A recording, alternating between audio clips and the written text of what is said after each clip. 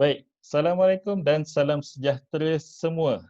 Selamat datang ke program bagaimana nak design kempen OSH yang seronok. Nama saya Coach Azhan Seftiman, saya ialah facilitator anda untuk hari ini. Kita akan bermula sekarang 2.07 dan kita akan tamat pada jam 3. Mungkin terlajak sikit sebab kita nak kodok mana yang telah terlepas telah kan. Okey, baik.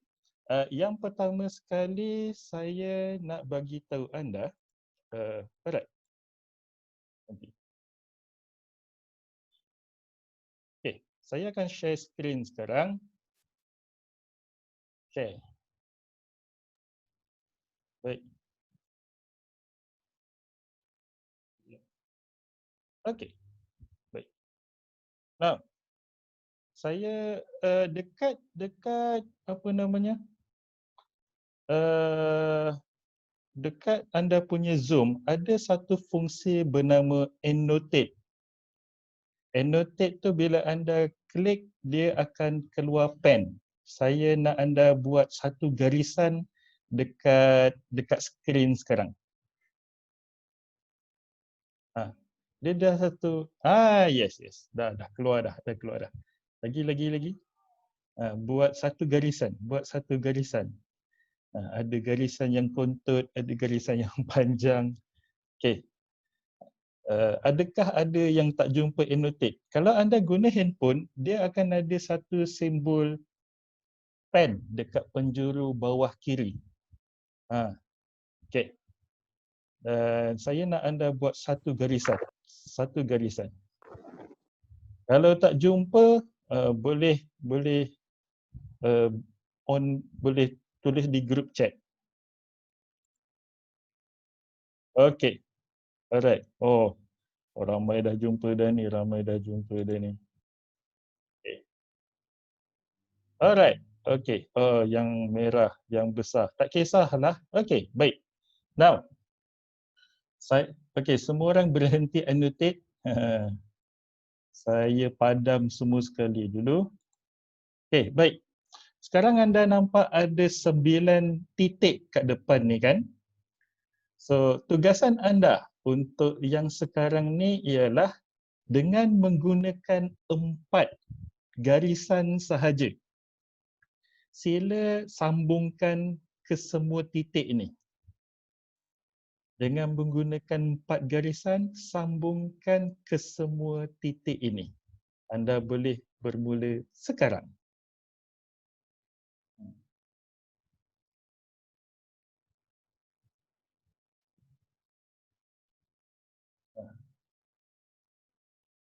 Empat garisan sahaja. 1, 2, 3, 4. Itu dah 5 dah tu. 1, 2, 3, 4, 5.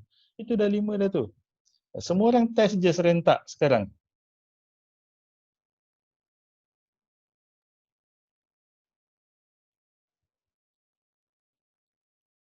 Yang kuning belum lagi sampai.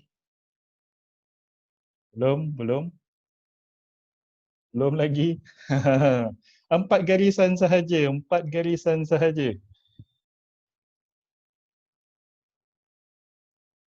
4 garisan sahaja. Okey. Ada cubaan yang baik.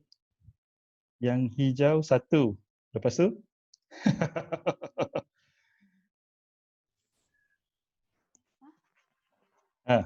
Kepada yang baru masuk, tugasan anda adalah untuk menyambungkan keempat-empat menyambungkan titik-titik ini dengan menggunakan 4 garisan. Siapa yang pakai hitam ni? 1, 2, 3. Belum sambung lagi. Saya bagi anda lagi 30 saat. Sambung keempat-empatnya.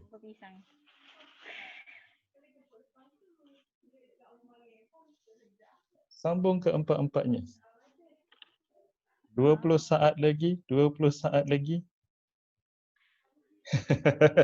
Siapa yang buat garisan hitam tu? Kenapa kontut sangat? 1, 2, 3, 4. Fail. Belum lagi. Ada lagi satu highlighter hitam. Oh, okey. Baik, besar betul yang merah tu. Marah nampaknya. Okey. Baik, semua orang Macam stop. mana nak conteng cikgu?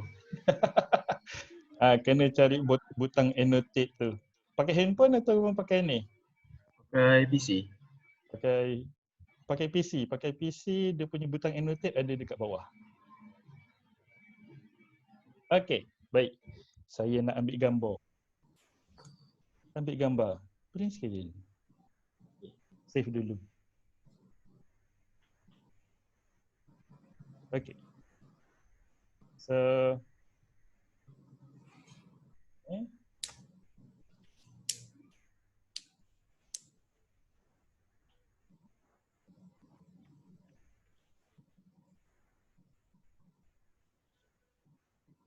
okey, baik. Terima kasih atas penyertaan anda semua. Saya kena clearkan semua sekali ini dulu. Clear all drawings. Okey, baik. Jadi jawapannya ialah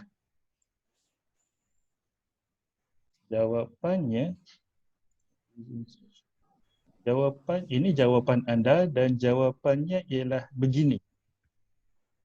So, kita bermula cross, turun ke bawah, lajak sikit keluar dan kemudian lajak ke sini dan ke sini.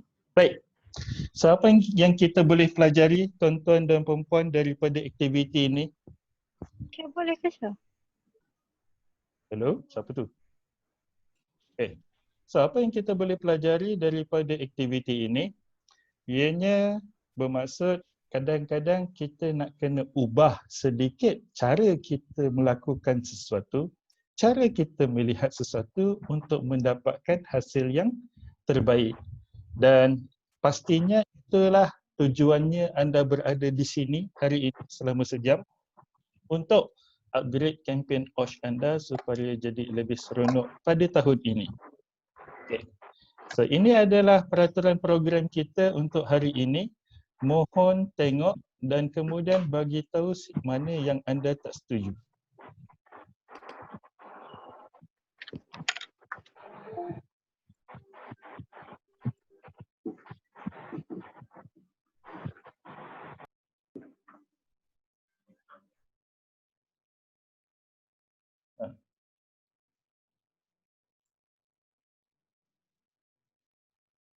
Bagi tahu saya mana yang anda tak setuju. Sekiranya semuanya okey, tulis dekat group chat semuanya okey.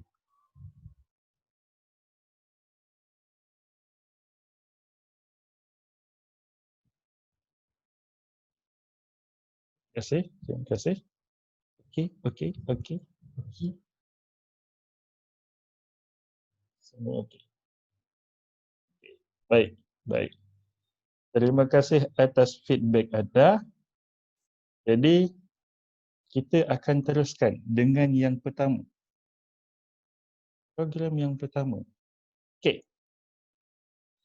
So, program yang pertama ialah kita nak memahami maksud fun. Apakah maksud fun? Apakah maksud seronok kepada anda? Tuliskan dekat group chat. Apakah itu fun bagi diri anda? Saya bagi anda masa 2 minit. Bermula sekarang.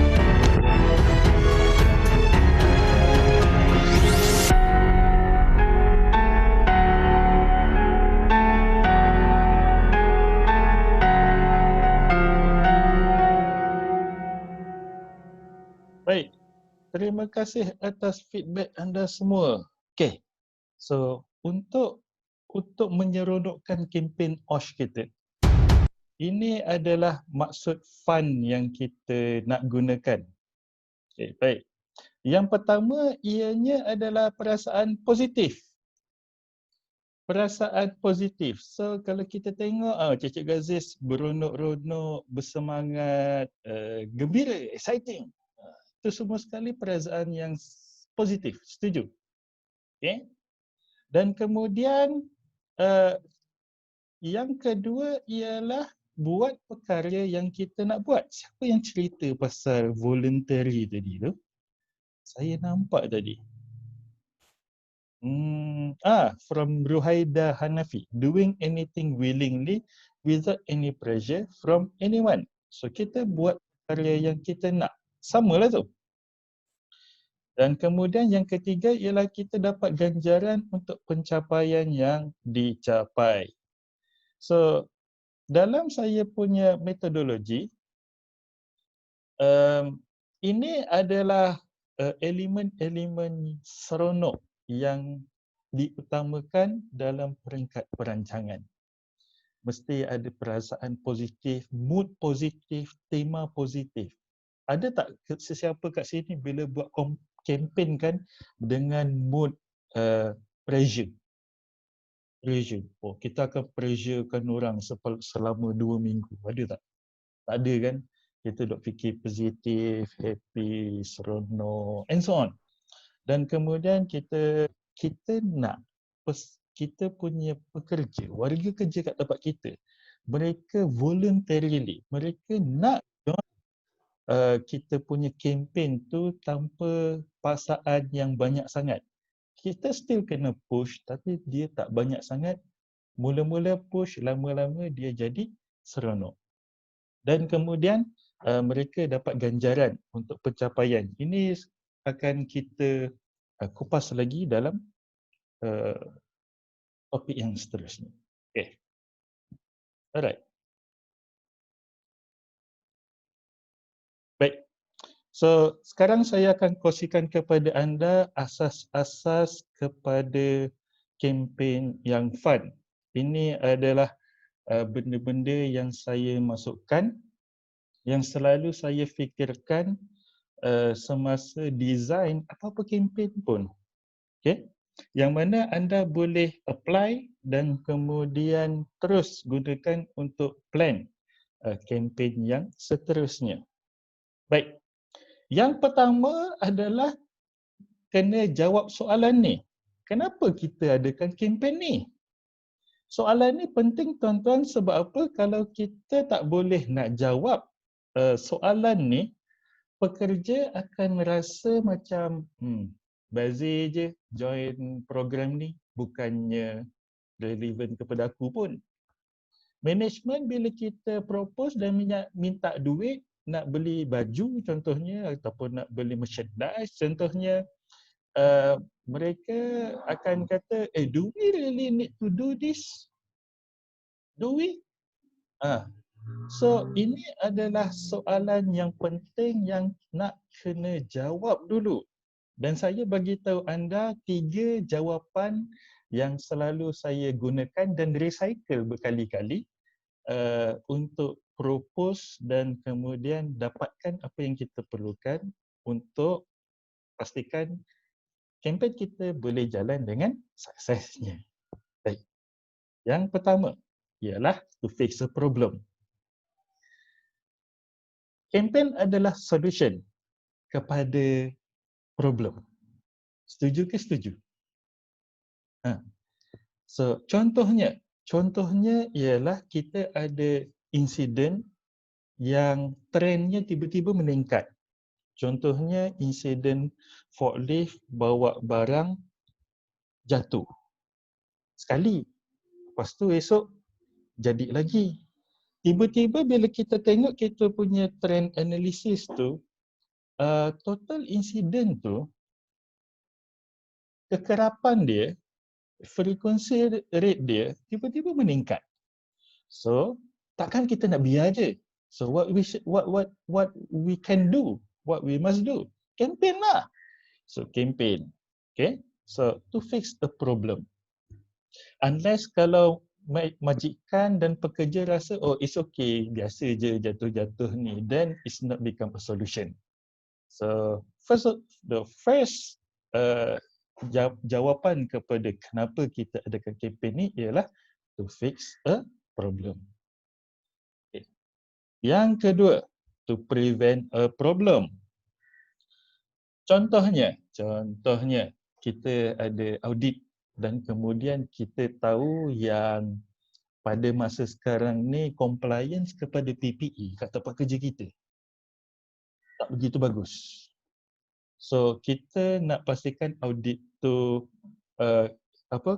keadaan yang sekarang ni not so comply to PPE punya requirement tu tak jadi masalah semasa audit. So kita buat kempen.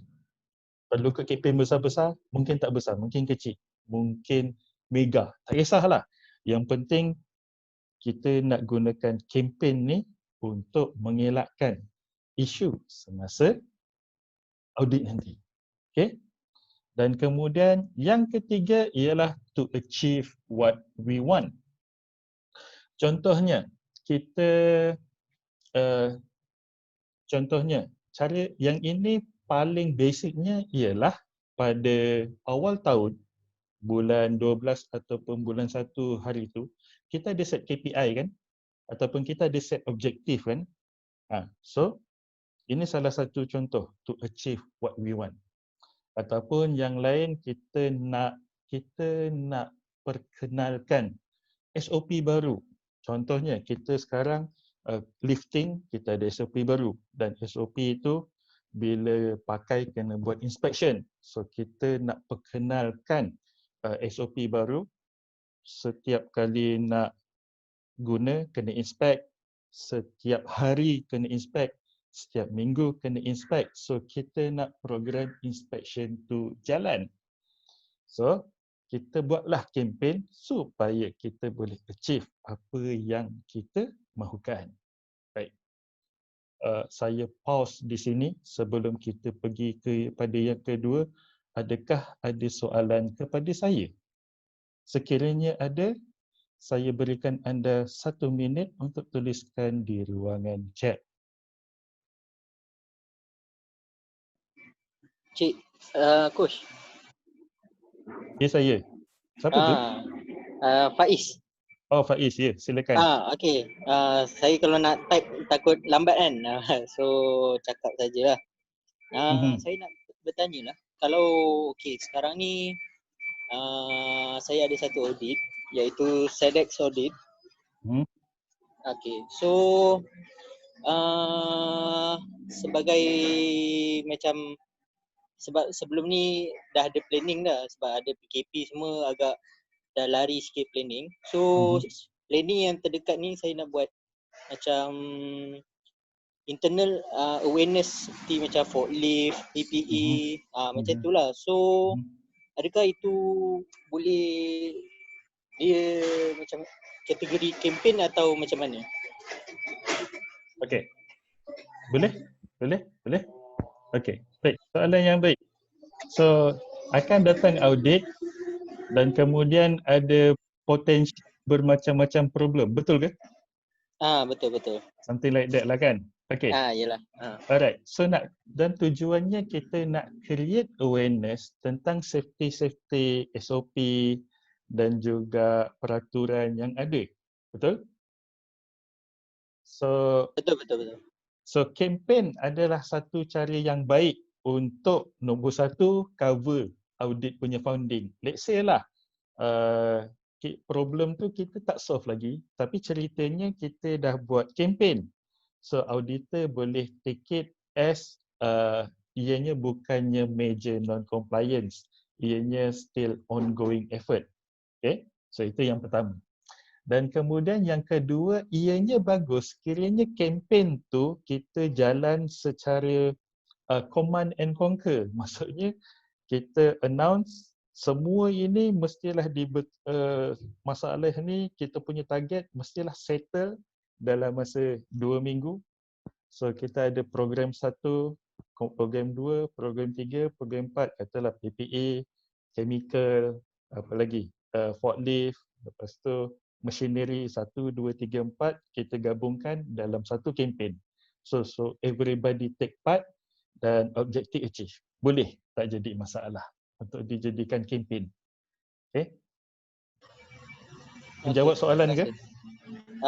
Kalau macam kita buat macam kecil-kecil lah, maksudnya hanya untuk driver, macam forklift kan, untuk driver, driver saja.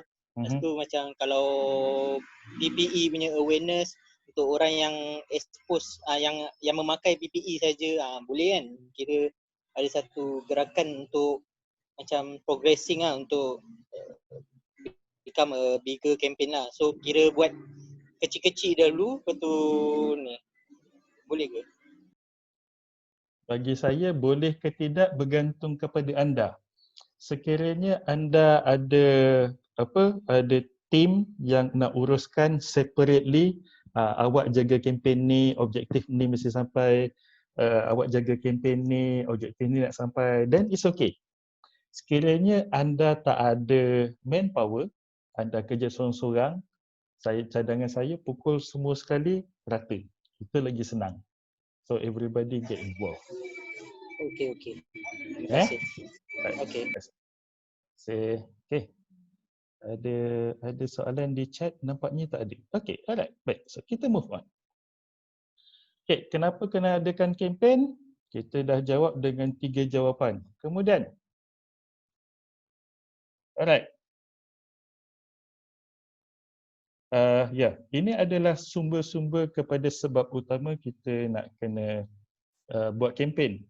Objektif tahunan dah diterangkan, analisa kemalangan dah diterangkan, dan kemudian teguran pihak ketiga. So pihak ketiga yang penting kepada company, sesebuah company, contohnya siapa? Contohnya seperti JKKP. JKKP tegur, machinery ni semua sekali tak ada cover lah.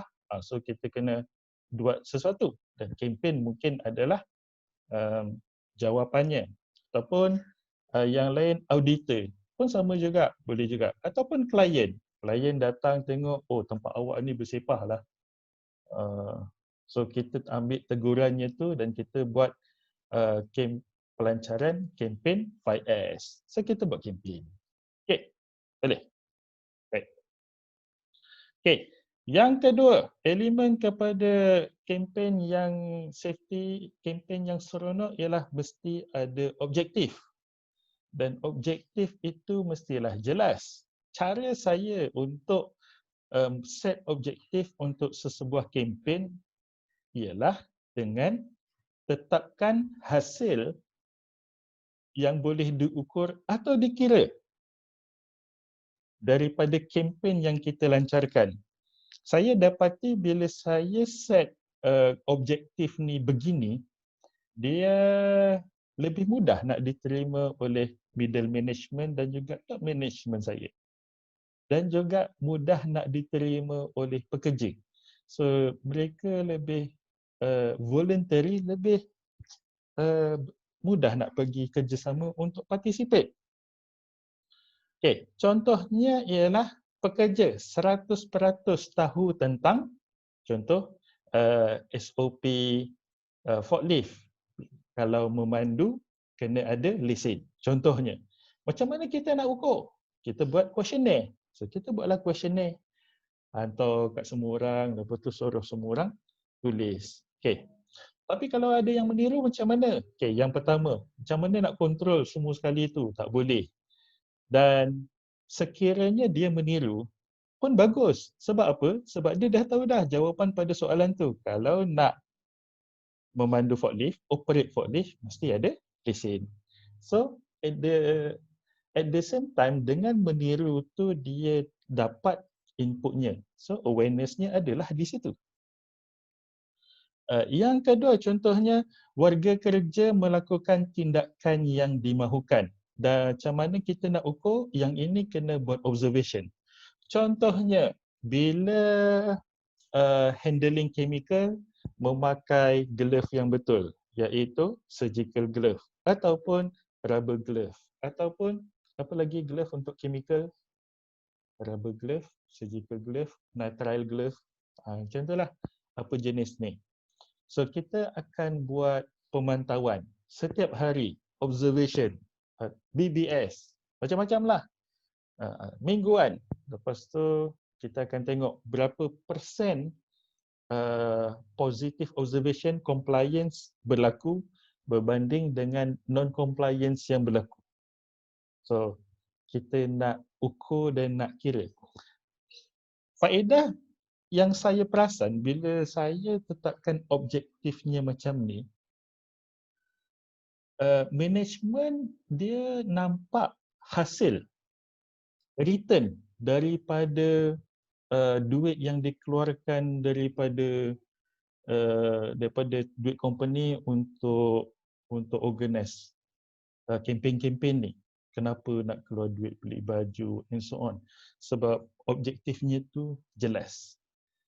So, kalau ikutkan yang sebelum ni macam mana kita set objektif, contohnya nak comply dengan OSHA 1994 untuk memastikan keselamatan dan kesihatan pekerja. So, benda-benda klise.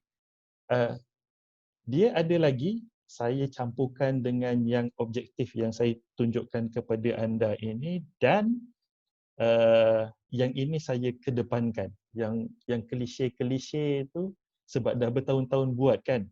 Diorang dah hafal dah sebenarnya. Cuma yang ini ni dia lebih menarik untuk diperbincangkan. Sebab bila saya present macam ni startlah come out soalan. Macam mana you nak ukur? Macam mana you nak pastikan? How do you know the data is correct? So things like that lah. So kita tahulah bila dia tanya soalan, bermaksud dia dapat ideanya. Kalau dia tanya soalan tu, mesti dia tengah digest lagi. Apa Mamat ni nak buat? So, something like that. Okay. Boleh? Baik. Sebelum pergi yang ketiga, ada soalan setakat ini. Objektif. Ada question? Kiranya ada, boleh tuliskan di ruangan chat. Oh, ada chat. Baik.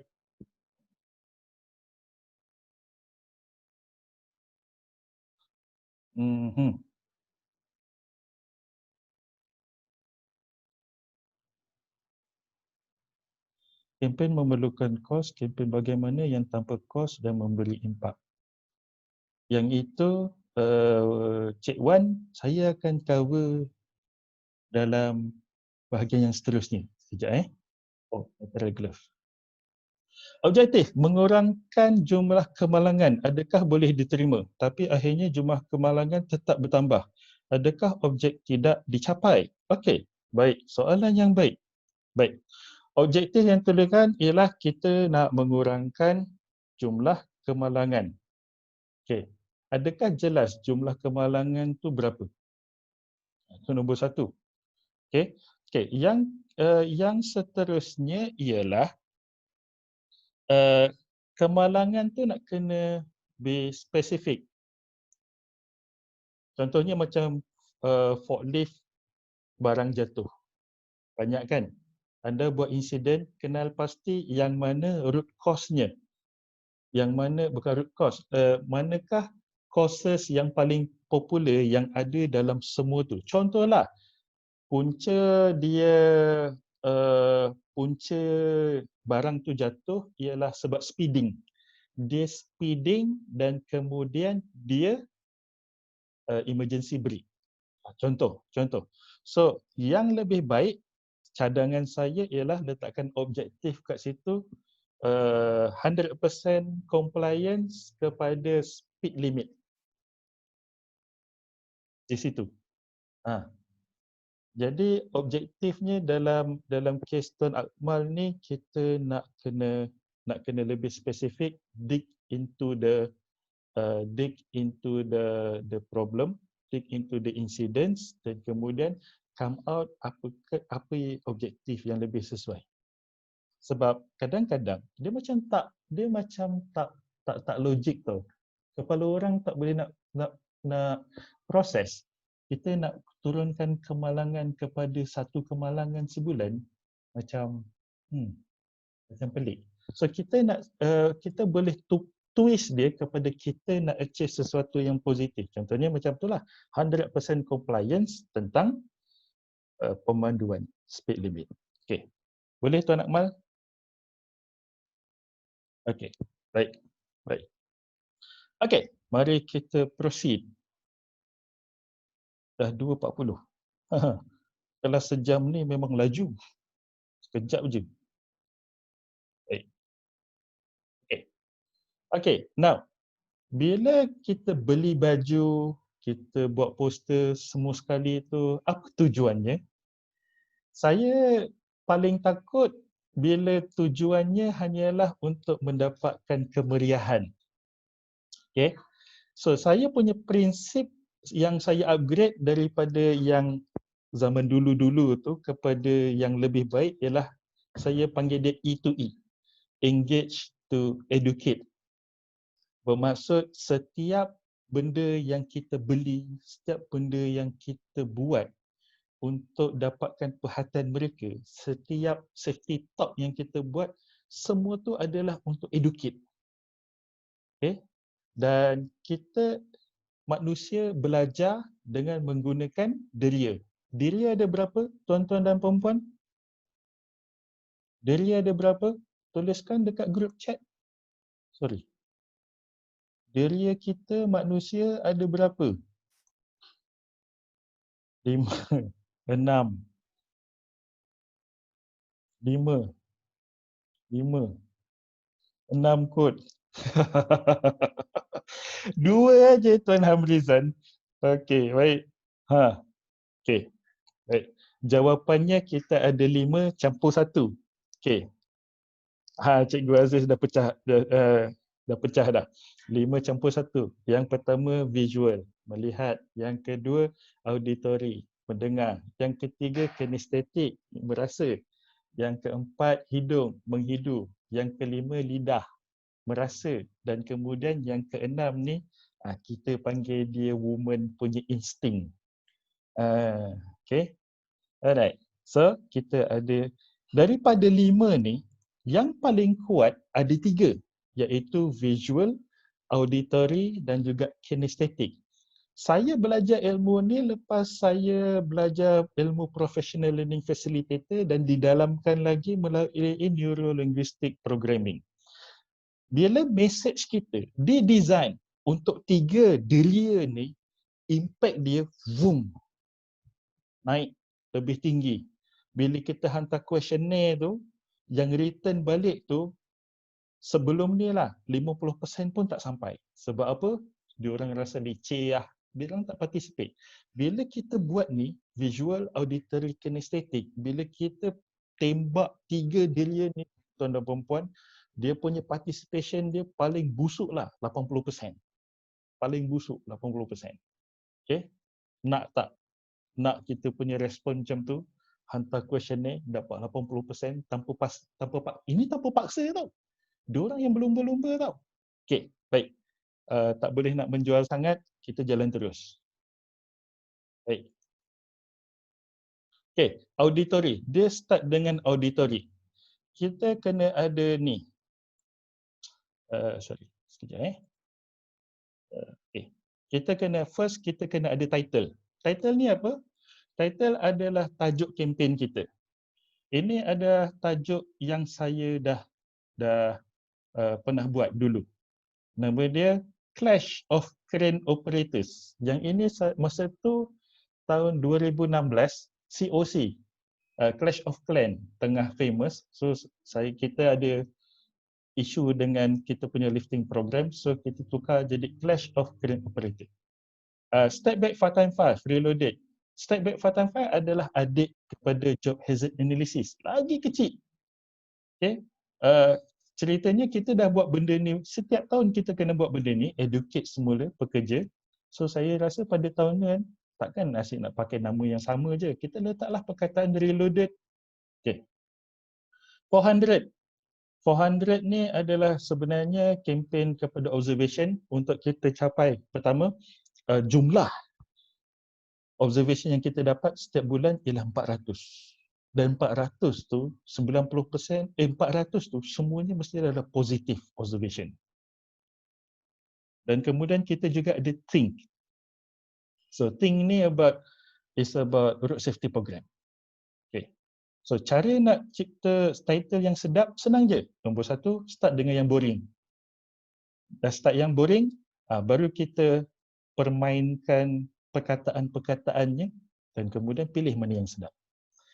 Yang penting ya, title ni adalah sesuatu yang sedap didengar walaupun kita ulang dia setiap hari, setiap jam. Okay. Yang kedua ialah subtitle. Subtitle adalah deskripsi kepada title. Okay. Contohnya Clash of Crane Operator Safe-Lifting Behavior Campaign. So ini akan menerangkan maksud kepada kita punya tajuk tadi. Kemudian tema muzik. Bila anda buat toolbox terutamanya bila anda buat video terutamanya, pilih satu lagu yang boleh dijadikan tema. Yang anda nak jadikan tema. Dan syarat saya nombor satu, bila pilih lagu tu nombor satu, ianya mestilah lagu yang positif. Macam mana nak cari lagu positif? Senang. Pergi ke YouTube, tulis dekat search positive song. Daripada zaman P. Ramlee sampailah ke zaman Beyonce, nanti semua keluar.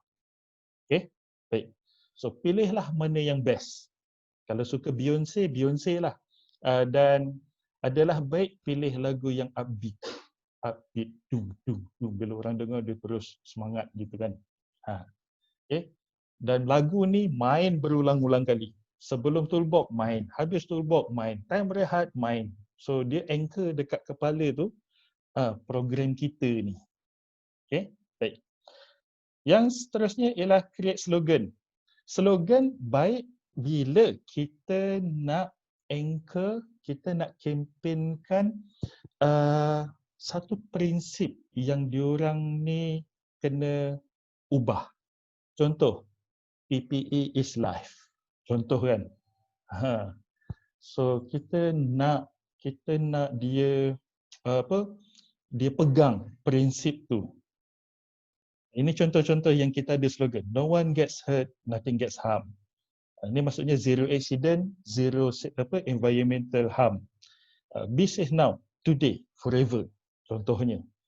So dia jadi slogan, dia jadi prinsip tempat kerja tu, anda tu yang setkan benda ni. Okay? Dan semua orang pegang. Bos cakap benda yang sama, management cakap yang sama, supervisor cakap benda yang sama, so slogan. Okay. Antara empat ni yang saya wajibkan title.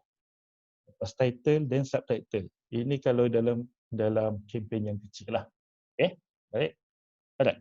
Now, dan kemudian kita pergi yang seterusnya ialah saya akan tunjukkan contoh-contoh macam mana saya buat visual dahulu. Okay, baik. Yang ini, yang bulat ni, ini adalah badge. Alah, yang butang semat kat dada tu ataupun dekat tepi sinilah ataupun biasanya dua tempat tu lah. Saya tak minat sebenarnya dengan badge ni sebab bagi saya benda ni dia jadi souvenir nanti duduk kat rumah. Orang tak pakai. Tapi tempat kerja saya minat dengan benda lah ni. So lasah je lah. Okay. Dan kemudian ini ialah banner besar. So kita order 3 benda ni. Satu dekat pintu depan, satu dekat kantin, satu lagi dekat dalam production area. So kita nak benda ni nampak. Dan kalau anda nampak, saya ada logo kat sini. Saya cipta ni 5x5. Dia punya asas dia ialah tangan ni. Tapi dia dah jadi macam ni, tak kisahlah. Okay. So 5x5. Dan kemudian kita bagi tahu berapa tempohnya daripada Ogos sampai Oktober. Dan kemudian saya letakkan slogan ni, I do. Bunyinya macam kahwin kan? Do you accept this lady to be your partner, your life until death? I do. Okay. So sebenarnya dia punya maksudnya I do ni lah, I do step back 5x5 all the time. Sebab itu yang kita nak pekerja buat risk assessment gunakan step back 5x5 punya metodologi ni, sebelum buat kerja. Jadi kalau kan tough kan, cepat campaign. Okay, baik. So kita ada banner, kita ada badge. Dan kemudian kita ada banting. Banting ni, kita order bukannya 4. Kita ada 8 design dan kemudian kalau anda tengok kat sini kita ada 3 round. So saya order kalau tak silap pada masa tu lebih kurang 80 piece dan kita pasang everywhere. That's the next condition bila kita buat campaign untuk visual, kita nak nampakkan dia banyak. Dan mesejnya semuanya adalah tentang education. I do know what is Step Back Fanta 5. I do it and you can see it. I do Step Back Fanta 5 every day. Lagi apa? Yang ini ialah dia punya education. Before the job, during the job, after the job. What could go wrong? Use caution and then ni. So, ini semua poster-poster education lah. So, macam mana dapat bajet approve benda ni? Itulah, bila kita tunjuk materialnya macam ni. So, bos pun agree lah. Oh, educate. So, kita kena educate. Okay, proceed. Saya habis ni kalau tak silap saya lah 10,000 untuk beli material sahaja. Okay, baik. Dan kemudian baju. Banyak baju safety campaign yang saya tengok dekat luar sana, campaignnya tahap kesian. Dia cuma gunakan Times New Roman, lepas tu tulis safety first besar-besar. Saya cakap dengan saya punya team, oh no, we are not going to do that. So, apa kita buat? Kita design logo dan kemudian gunakan yang ini ni sebenarnya kita suruh designer buat sebab bila kita buat sendiri kan rupanya memang buruk gila. So kita bagi kat designer, upahnya tak mahal, RM30 je untuk per design ni.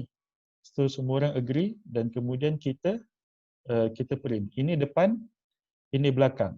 Dan tahu tak, ini adalah baju kempen yang paling popular selama 3 tahun. QC ada kempen, orang lain ada buat kempen, tapi ini adalah baju yang paling dipakai. Dan diorang pakai sampai tahap pergi ke JBCC. Sebab saya jumpa kan, kau pakai baju ni. Lawa bang, pakailah. So ini adalah baju yang paling disukai pada ketika itu. So itu yang kita nak. Kita buatkan mereka baju yang mereka voluntarily nak pakai. Okay, apa signifikannya baju? Baju signifikan sebab message ni mereka bawa ke mana-mana. Dan siapa sahaja yang duduk dengan dia akan dapat message tu. Tak awarenessnya sampai 100%? Sampai. Okay, so inilah yang kita nak capai melalui baju. Kita bukannya beli baju sebab kalau buat kempen mestilah beli baju. Tak. Okay, alright. Dan kemudian kita juga ada bagi touch and go. Touch and go ni sekeping RM35 kalau tak silap saya. Ya, RM35. Boleh order dengan touch and go straight ataupun dengan merchandise. Tak kisahlah. Saya cari design yang ada kita orang punya logo tak jumpa. Tapi kita bagi ni kepada peserta-peserta setiap round, mereka sebagai reward lah. Bayangkan dapat RM30, lepas tu semua orang gembira. Dia lebih murah daripada bagi hamper sebab semua orang dah penat dapat hamper. Lagi-lagi dapat apple hijau, dapat sirap yang jenamanya entah apa-apa entah, dan lepas tu dapat biskut. Meaningless. Hamper mahal kalau tak saya. Paling murah RM80 kalau tak silap. So bagi ni Skaping dia dah happy dah. Dapat touch and go special daripada company. Okay. So ini cara saya menjimatkan duit untuk reward. Bagi sesuatu yang lain daripada yang lain. Kita lagi lampu picit. Lampu picit pun faham-faham lah level DIY. Tahannya sekejap je. Mahalnya kat mana? Mahalnya dekat print. Bukannya kat bendanya. Okay, baik. So tadi visual, ini kinestetik pula. Ini ialah clash of crane operators. So kita minta setiap department hantar dia punya wakil. Kita ada department ni lah. Masanya 3 jam je. Dan kemudian kita ada ni. Kita ada location dia. So prinsip bila kita buat kinestetik, kita buat peraduan yang saya terapkan, nombor 1, gunakan apa yang mereka paling strong. Mereka paling pandai. Kalau macam kata pak saya, semua orang crane operator, kita nak tengok siapa yang paling terror. Dan yang paling terror mestilah menepati kriteria-kriteria yang kita tetapkan. Kat situlah educationnya. Okay. So contohnya kalau kita buat untuk welder, so kita buat untuk welding yang paling handal. So kita letaklah dia punya safety elementnya semua sekali lah. Okay. So yang kita perlukan dekat sini, macam mana saya jimatkan kos kat sini, tong drum banyak dekat belakang, saya ambil, kemudian susun, kemudian kat sini ini ialah barrier.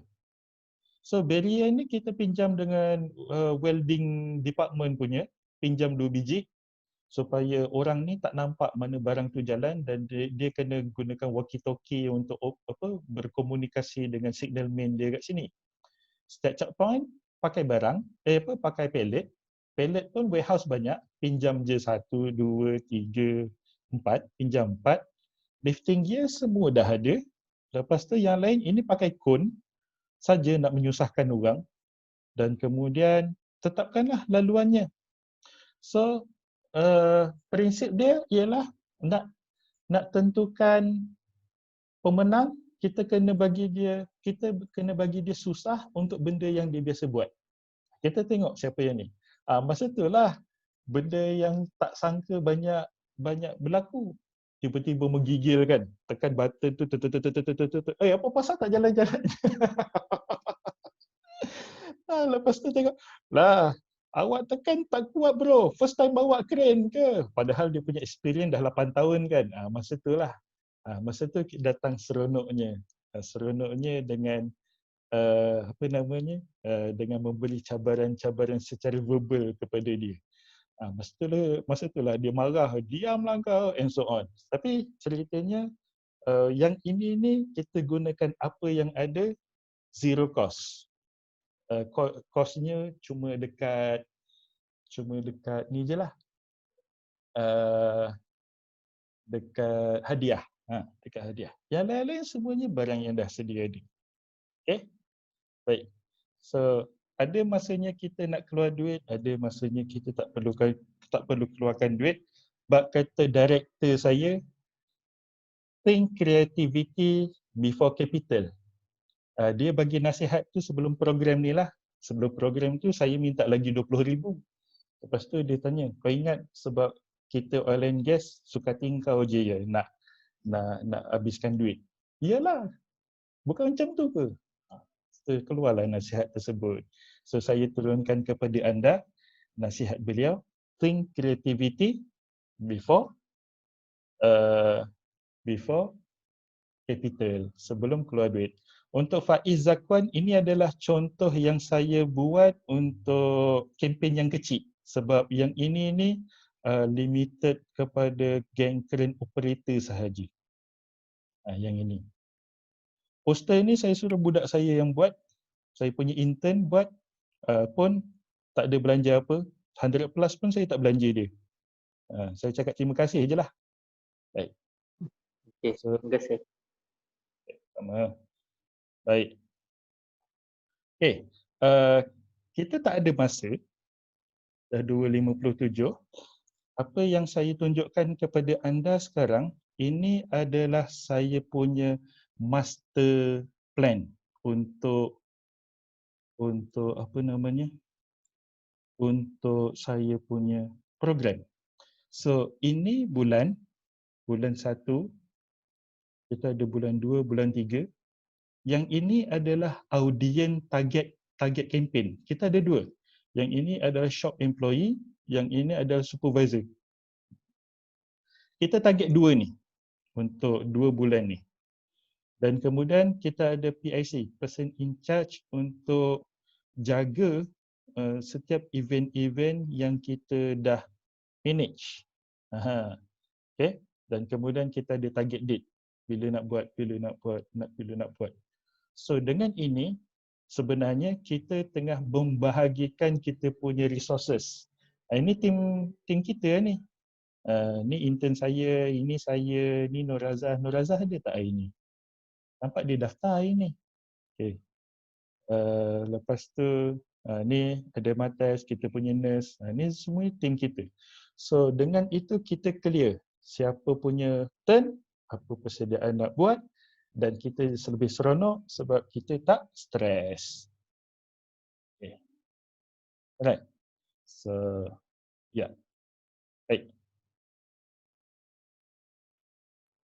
Okay. End of presentation. Soalan kepada saya. Ada soalan, saya nak tanya siapa tadi yang tanya pasal bajet tadi? Siapa yang tanya pasal bajet tadi?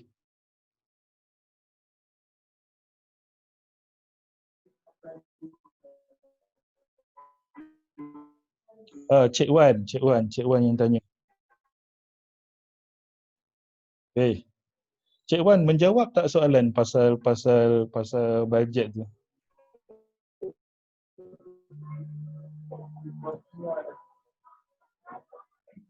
Sorry, tak dengar. Saya stop share sekejap.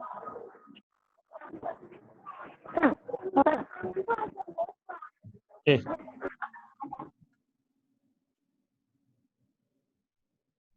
Soalan tadi tu daripada Tan Izzuddin. Ada tak idea untuk measure sustainability goal? Apa maksud sustainability tu ya? Boleh on microphone? Tan Izzuddin. Apa maksud sustainability tu? Saya kurang jelas apa maksud. Bila dah sedia. Assalamualaikum Coach. Salam. Sorry saya first time on guna phone jadi macam pelik sikit setting dia. Okay. Okay. Maksud saya sebab sekarang ni kan ada yang UN buat sustainability goals yang saya rasa sampai 27 kot. Jadi banyak corporate company macam Petronas, saya tengok report dia pun yang dia buatlah, dia pilih daripada 27 tu adalah goal untuk energy, water.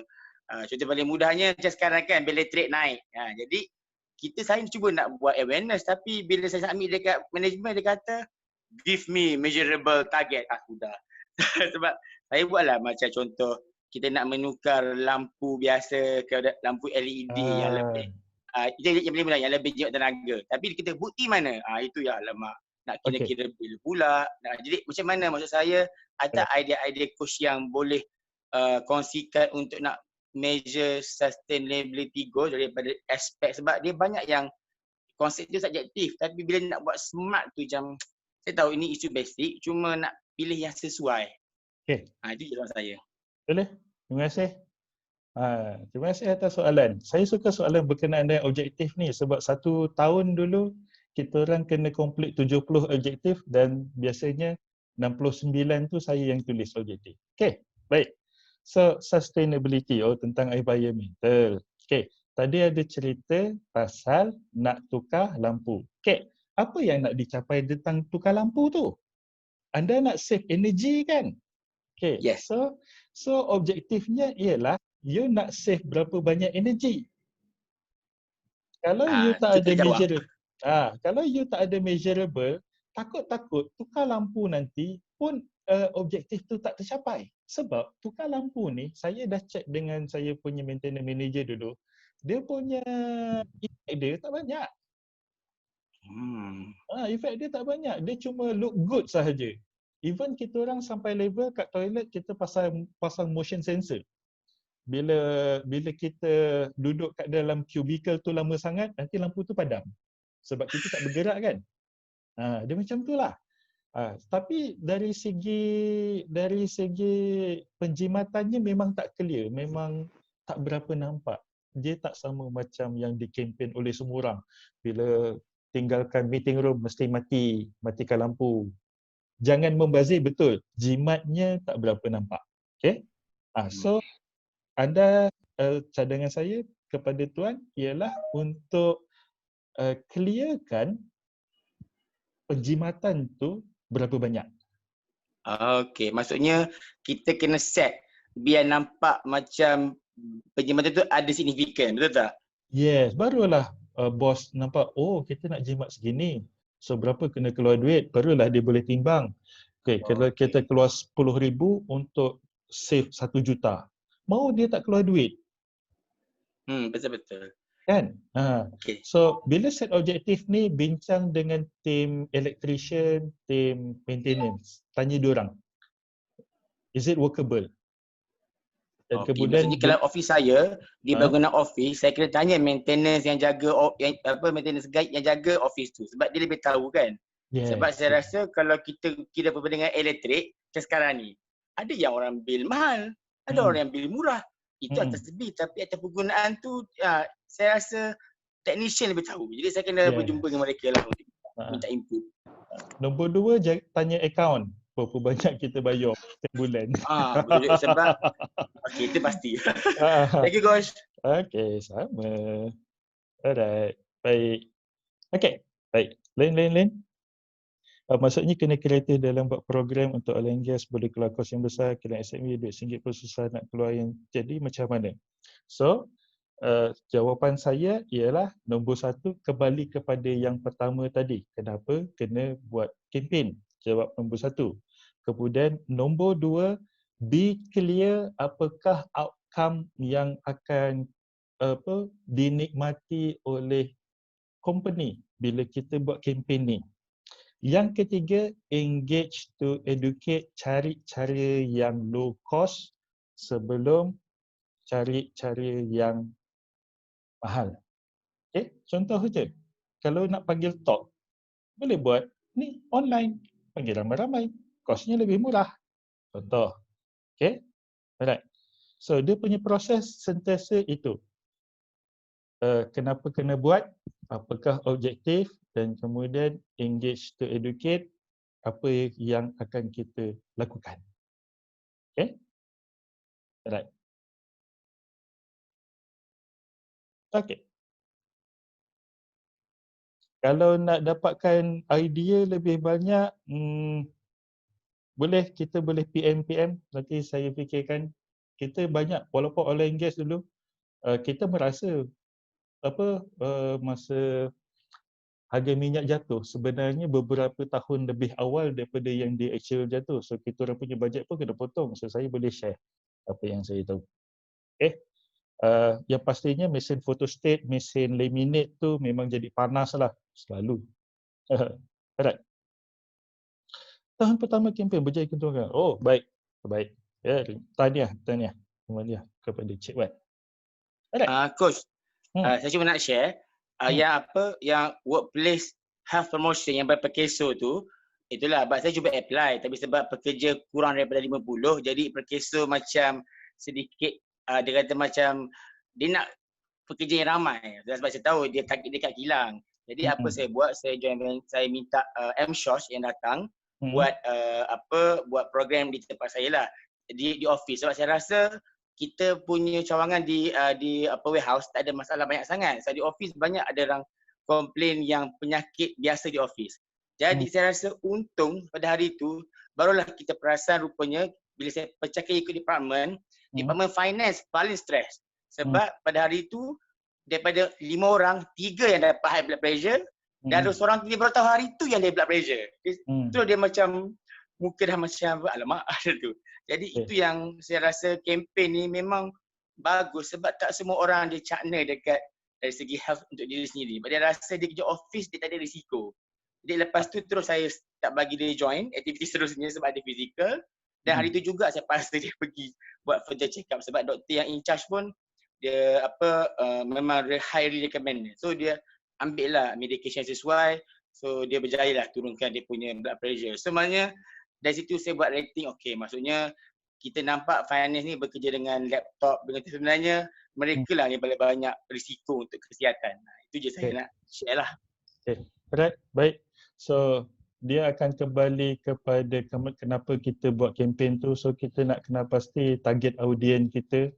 Hazard dekat office tak sama dengan operationnya. Physicalnya tak banyak, emotionalnya lebih banyak. Alright, baik. Okay.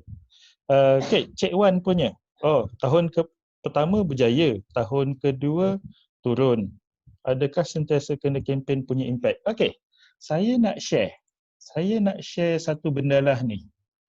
Ianya dipanggil bathtub timeline. So, sini ialah time. Allah buruknya. Dan kat sini ialah awareness. Sabar ya. Tengah terkial-kial menulis dengan mouse ni. Awareness. Okay. Dia ada bathtub ni.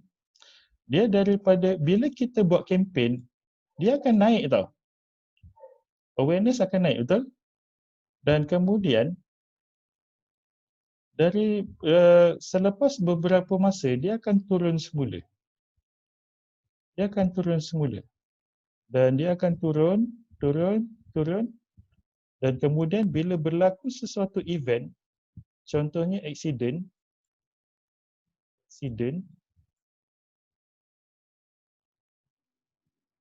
awareness tu dia akan naik balik. Okay, baik. So inilah dia. Ini ialah dia punya bathtub, tak mandi tu. So awareness kita ada bendalah ini. Dia ada masa dia akan turun. Okay. Ceritanya daripada kita tunggu accident untuk increasekan awareness, kan baik kita gantikan dengan kempen.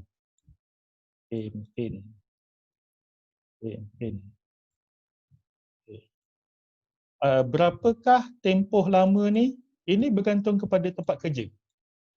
Kalau tempat saya dulu, kita perasan dia punya trend dia ialah 3 bulan. Bila lepas 3 bulan kan, tiba-tiba major insiden berlaku balik. So setiap 3 bulan kita akan schedulekan kempen untuk prevent accident yang orang masuk hospital ni berlaku.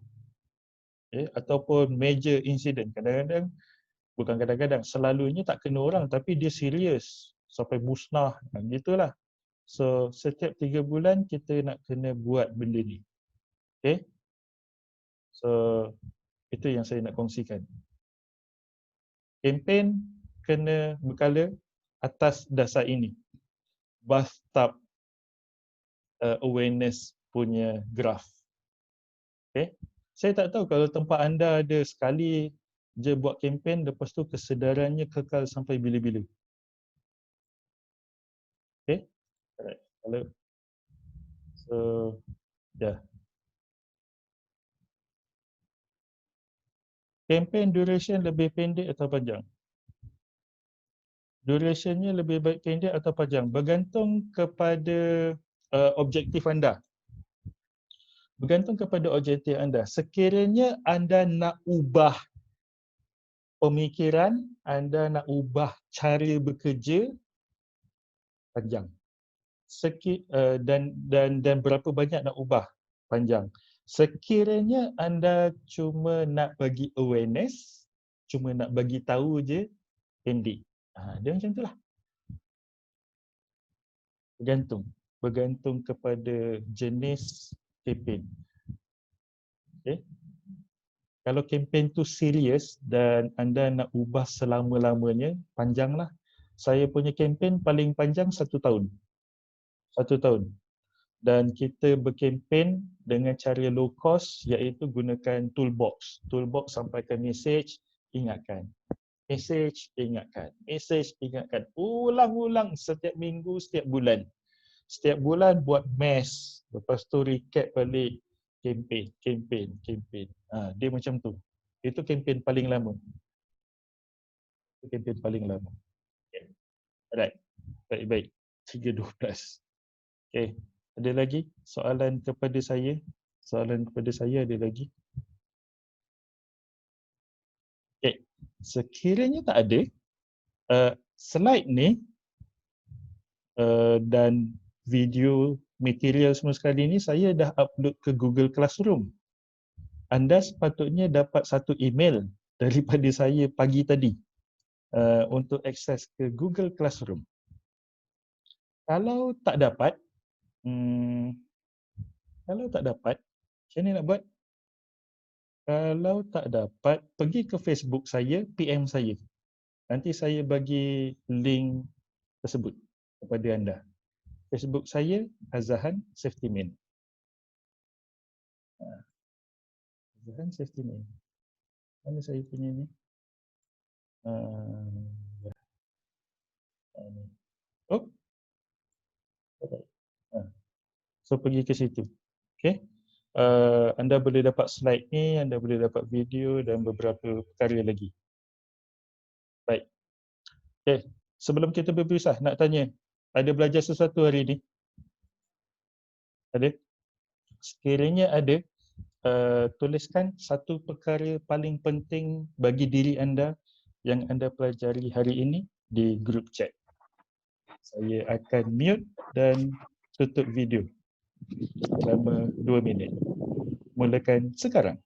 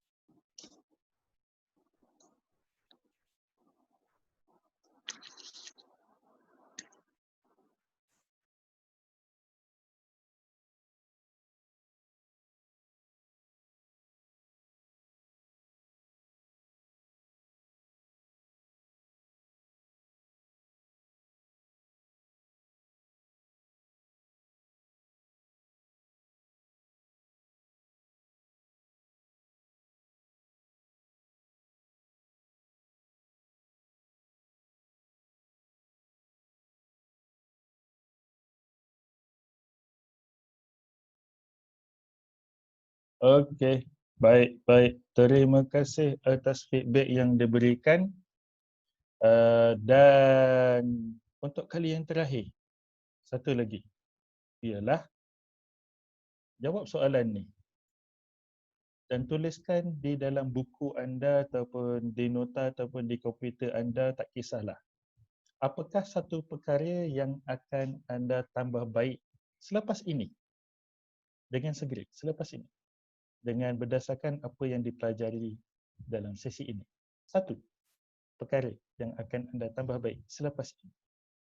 Tuliskan sekarang di buku anda, bukan di grup chat.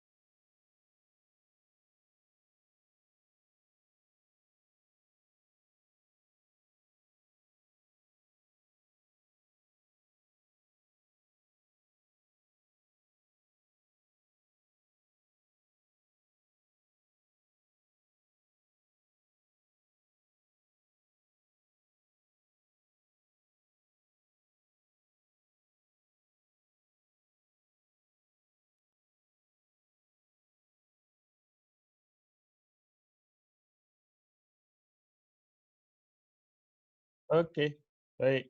3, 2, 1. Okey. Dengan itu tamatlah program kita untuk hari ini. Terima kasih kerana sudi berseronok dengan saya selama sejam ini. Saya doakan anda semua sukses bina kempen yang berkesan di tempat kerja anda. Okey. So, minta maaf atas lawak-lawak yang tak kelakar. Saya halaukan saya yang kongsikan dan minta anda pun begitu juga. Alright. Terima kasih coach. Sama-sama. So, jumpa lagi dalam sesi yang seterusnya. Assalamualaikum warahmatullahi wabarakatuh. Waalaikumsalam. Salam sejahtera.